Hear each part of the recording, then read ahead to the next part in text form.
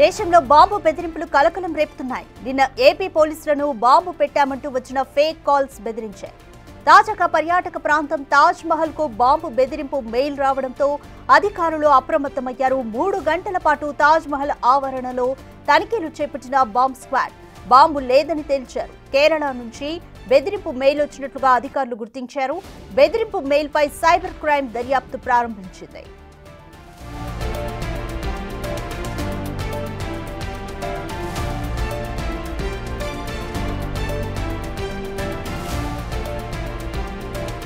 దేశంలో బాంబు బెదిరింపులు కలకలం రేపుతున్నాయి. పెహల్గాం దాడి తర్వాత బాంబు బెదిరింపుల పర్వం కూడా ఈ మధ్య ఎక్కువైంది. నిన్న ఏపీ పోలీసులను బాంబు పెట్టామంటూ వచ్చిన ఫేక్ కాల్స్ బెదిరించాయి.